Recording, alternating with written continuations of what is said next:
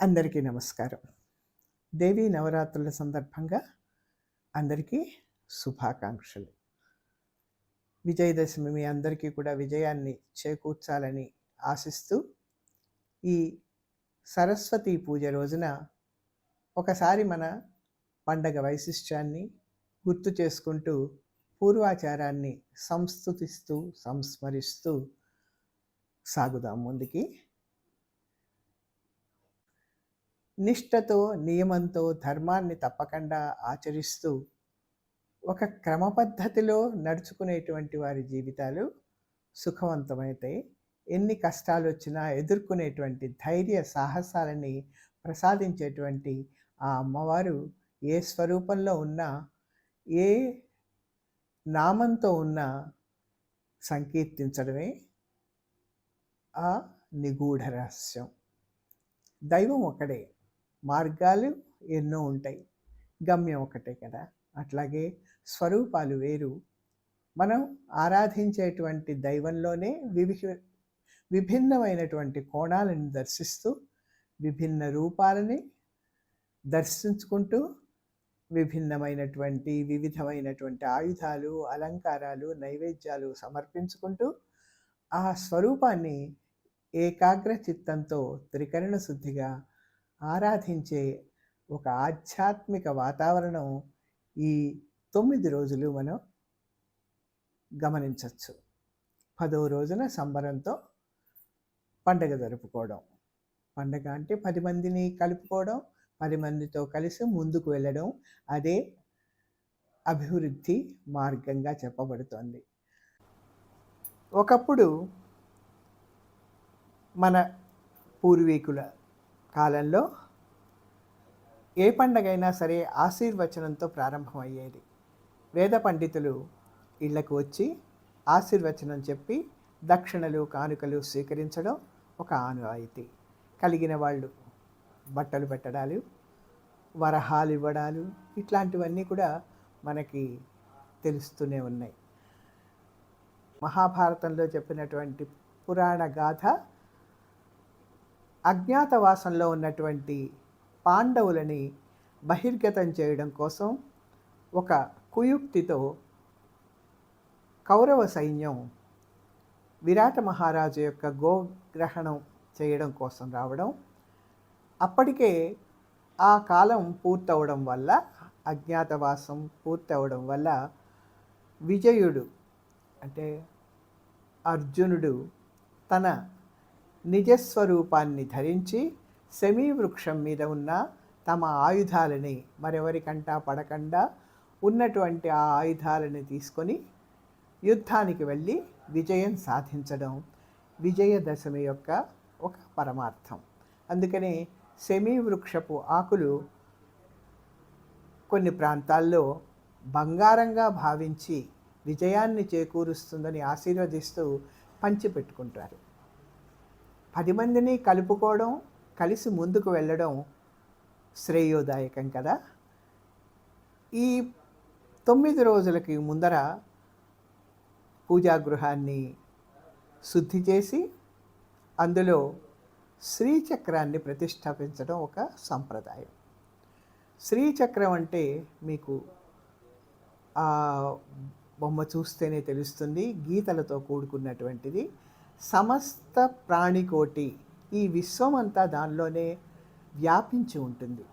కేంద్ర బిందువు, ఆ బిందువుకి అంటే ఆ భగవంతుడికి, భక్తుడికి ఈ ప్రపంచాన్ని అంతటితోనూ ఉన్నటువంటి సంబంధ బాంధవ్యాలని తెలియచేసేటువంటి సమస్త విశేషాలు కూడా ఆ శ్రీచక్రంలో ఇమిడి ఉంటాయి. దాని గురించి మనం ఆధ్యాత్మికంగా వెళితే ఎన్నో విశేషాలు ఉంటాయి. ప్రతిరోజు కూడా అమ్మవారి స్తోత్రాలు చదువుకునే వాళ్ళు అనేకులు ఉంటారు. మంగళవారం, శుక్రవారం మాత్రమే అమ్మవారిని అర్చించేవారు మరికొంతమంది ఉంటారు. ఈ నవరాత్రుల్లో లలితా సహస్రనామ పారాయణం భక్తులందరూ కూడా, కేవలం స్త్రీలు మాత్రమే కాదు, కుటుంబ పరంగా సుఖ సౌఖ్యాలు కలగడం కోసం, శుభాలు చేకూరడం కోసం మనకి ఈ అర్చనలు జరుగుతాయి. అర్థం తెలుసుకొని గనక పూజ చేస్తే ఆ పరమార్థం తప్పకుండా అవగతం అవుతుంది. మనసులో ఒక ప్రశాంతత నెలకొంటుంది. కొన్ని ప్రాంతాల్లో బొమ్మల కొలువులు పెడుతూ ఉంటారు. అంటే తెలంగాణ ప్రాంతానికి వస్తే బతుకమ్మ సంబరాలు చాలా ఎక్కువగా ఉంటాయి కదా. అంటే ప్రకృతిలో వృధా అయినది, వ్యర్థమైనది ఏమీ లేదు. ఆకులు, పూలు, పండ్లు ఏదైనా సరే ఆమోదయోగ్యమే, సంతోషదాయకమే. అందరూ ఓ చోట కూడి ఆ పువ్వులని పేర్చి అది చేర్చేటువంటి పద్ధతి కూడా చూడండి. రకరకాలుగా, రంగురంగులుగా, రకాలైనటువంటి అంత దాదాపుగా వృత్తాకారంలోనే ఉంటాయి. అది రాను రాను పైనకి వచ్చే వాటికి చివరికి అమ్మవారి స్వరూపమే అందులో గోచరిస్తుంది. అది ఒక వేడుక. ఈ 9 రోజులు కూడా ఆ అమ్మవారిని అర్చించేటువంటి మరొక పద్ధతి ఈ బతుకమ్మ. బతుకునిచ్చేటువంటి అమ్మ అనేటువంటి ఆలోచనలతో ఈ ఆచారం, సంప్రదాయం చాలా జనామోదకమైంది. ప్రపంచవ్యాప్తంగా కూడా ఈ సంబరాలు జరుగుతూనే ఉన్నాయి. ఇవి కాకుండా గర్భ, కోలాటం ప్రతి పదార్థంలోనూ, ప్రకృతిలోనూ ఇమిడీకృతమైనటువంటి ఆ ఆనందాన్ని అన్వేషిస్తూ మనిషి ఆనందాన్ని పొందడం ఈ పండగల యొక్క వైశిష్ట్యంలో భాగం. కొత్త బట్టలు ఎట్లానూ ఉంటాయి. ఎప్పుడు కూడా వేషము, భాష ఇవి రెండు కూడా అతి ముఖ్యమైనటువంటివి. పండగ అంటే 10 మంది ఒక చోట కలవడం, పెద్దవాళ్ళని గౌరవించడం, చిన్నవాళ్ళని తినుబండారాలతో సంతృప్తిపరచడం, ఒక మర్యాద, ఒక సంస్కారం, ఒక గౌరవం. ఇది సమాజంలో ఉంటేనే ఆ సమాజ అభివృద్ధి జరుగుతుంది అని ఒక నమ్మకం. గురువుని గౌరవించడం మన సంప్రదాయం. గురువు అంటే ఎవరంటే, ఎవరి దగ్గర అయితే మనం చదువు నేర్చుకున్నామో వాళ్ళే కాదు, చుట్టుపక్కల వాళ్ళందరూ కూడా మనకి గురువులే. ప్రతి మనిషి తెరిచిన పుస్తకం లాంటివాడే. మనం చదివిన కొద్దీ అవతల వాళ్ళల్లో ఉండే మంచి లక్షణాలు ఏమిటో వాటిని గ్రహించి, మనలో ఉన్న చెడు లక్షణాలు ఏమిటో తెలుసుకొని వాటిల్ని త్యజించడం సమాజం మనకి నేర్పేటువంటి పాఠం. ప్రతి మనిషి కూడా నిత్య విద్యార్థి. ఇంతకుముందు అనేక సార్లు అనుకున్నాం మనం. ఆచార్యాత్ పాదమాదత్తే పాదం శిష్య స్వమేధయ పాదం సద్బ్రహ్మచారిభ్య పాదం కాలక్రమేణ చ. చదువునంతటిని ఒకటిగా తీసుకుంటే గురువు వల్ల, అంటే పుస్తకాల ద్వారా, బడిలో పాఠాల ద్వారా మనం నేర్చుకునేది ఒక పావు వంతు, మన మేధస్సుతో నేర్చుకునేటువంటిది మరొక పావు వంతు, మన స్నేహితుల ద్వారా, మన బంధుమిత్రుల ద్వారా నేర్చుకునేటువంటిది మరొక పావు వంతు, అనుభవం, కాలం నేర్పేది మరొక పావు వంతు. ఇది అందరికీ వర్తిస్తుంది. సమాజాన్ని గమనించాలి, అందులో ఉన్న మంచిని స్వీకరించాలి, గ్రహించాలి. మన సన్మార్గంతో వాళ్ళకి ఒక ఆదర్శం ఇవ్వాలి. ఆదర్శంగా ఉన్న వాళ్ళల్లోంచి అనుసరించదగినటువంటి గుణాలేవో మనం తెలుసుకోవాలి. మనకి పూర్వకాలంలో ఒక సంప్రదాయం, అంటే గురు శిష్య సంప్రదాయం. ఇప్పుడు మనం ఒక్కొక్క రోజు ఒక్కొక్క అవతారంగా అమ్మవారిని భావిస్తూ ఉన్నాం కదా. అందులో సరస్వతీ దేవికి ఒక ప్రత్యేకమైనటువంటి స్థానం. అంటే ముగ్గురమ్మలు కలిపి మూలపుటమ్మ చాలా పెద్దమ్మ అని మన అందరికీ తెలుసు. అయినా కూడా విడివిడిగా ఒక్కొక్క లక్షణాన్ని తీసి దాన్ని ఆరాధించడం కూడా ఒక ప్రత్యేకత.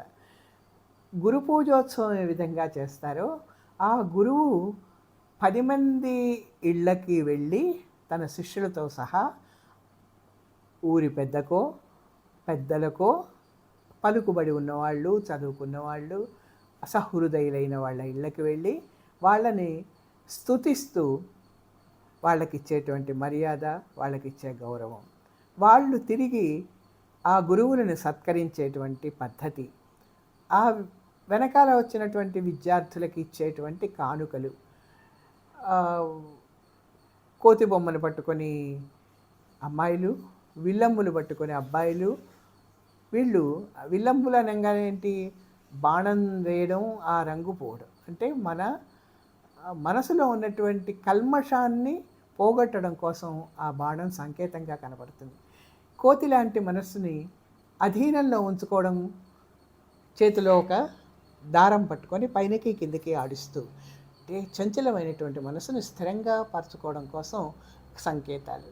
ఇవన్నీ కలగలిపి పెద్దలని దర్శించేటువంటి సంప్రదాయం మనకి నాకు అనుభవంలో ఉన్నది. అట్లా దాని గురించి కూడా మీకు తెలియజేద్దాం అనుకుంటున్నాను. అంటే ఉపాధ్యాయుడు విద్యార్థులు కలిసి ఊరి పెద్దలని దర్శించడం, వాళ్ళు ఇచ్చేటువంటి ఆదరణ పొందడం, వాళ్ళని స్తుతించడం. ఆ స్తుతించడంలో కూడా ఒక పరమార్థం ఉంది. ఏ ఏ గుణాలకు ఎవరెవరైతే ప్రతీకలుగా ఉంటారో వాళ్ళందరినీ కూడా ఆ గృహస్థులో ఆరోపించి వాళ్ళని స్తోత్రం చేయడం మనకి ఒక సంప్రదాయంగా ఉంది. జయీభవ, దిగ్విజయీభవ, విజయీభవ, శ్రీహరి కరుణా కటాక్ష వీక్షణ అలంకార, అబ్ధిజలకముల చంద్రోదయ, ఆశ్రిత విద్వజ్జనాధార, సత్యభాష హరిశ్చంద్ర, సంగీత విద్యా నారద, సాహిత్య విద్యా చతుర్ముఖ, దానరాధేయ, సంగ్రామ ధనుంజయ, సాహస విక్రమార్క, హరికటక సముభేరుండ, వయ్యారి కోలాహల, కథన విజయ మార్తాండ, కలియుగరామ, కలియుగ భీమ, కామినీ పంచబాణావతార, ధనుజ మందార, జయీభవ, దిగ్విజయీభవ. ఇదొక పద్ధతి అయితే, పిల్లలు అడిగినట్టుగా ఏదయా మీదయా మా మీద లేదు, ఇంతసేపు ఉంచుట ఇది మీకు తగదు, దసరాకు వస్తిమని విసవిసలు పడక, చేతిలో లేదనక పివ్వరనక, రేపురా మాపురా మళ్ళీ రమ్మనక, శీఘ్రముగా ఇవ్వరే శ్రీమంతులారా, పావలా బేడైతే పట్టేది లేదు, అర్ధ రూపాయి అయితే అంటేది లేదు, ముప్పావలా అయితే ముట్టేది లేదు, రూపాయి అయితేను చెల్లుబడి కాదు, హెచ్చు రూపాయి అయితే పుచ్చుకుంటాము, అయ్యవారికి చాలు 5 వరహాలు, పిల్లవాండ్రకు చాలు పప్పు బెల్లాలు, మా పప్పు బెల్లాలు మాకు దయచేసి శీఘ్రముగా పంపరే శ్రీమంతులారా. ఇది ఒక సంప్రదాయంగా పాటింపబడింది. పెద్దల్ని గౌరవించడం, డబ్బు అవసరం పెద్దలకి, పిల్లలకు కాదు. పిల్లలకు కావాల్సింది తినుబండారాలు. ఆ అమ్మవారి దయ మీ అందరి మీద ఉండాలని, ఆ లలిత, త్రిపుర సుందరి ఏ పేరుతో పిలిచినా సరే, ఆ అమ్మవారు ఏ విధంగా అయితే ఆవిడ సింహాసనేశ్వరి ఆకారం చూస్తే మనకు కనపడుతుంది. పరిచేతులతో కాలు మీద కాలు వేసుకొని కూర్చున్నటువంటి ఆ స్వరూపం. అంటే స్థిరంగా మనిషి మనసులో ఏ విధంగా అయితే చక్రాలు ఉంటాయో, మనకి మేధస్సు నుంచి నఖశిఖ పర్యంతం ఉంటాం కదా, ఇక్కడ శిఖ నఖ పర్యంతం అమ్మవారు అగ్నిగుండంలోంచి పైకి వచ్చారని చెప్తున్నారు. కాబట్టి ఆ పైన వెంట్రుకల దగ్గర నుంచి కాలి గోరు వరకు మనకి లలితా సహస్రనామంలో తెలియజేస్తారు. అది అందుకని తెలిసి కీర్తన చేయడం అంటారు. మీ అందరికీ ఈ దేవీ నవరాత్రుల సందర్భంగా శుభాకాంక్షలు అందజేస్తూ, శుభం సుఖం కలగాలని, జయీభవ, విజయీభవ, దిగ్విజయీభవ.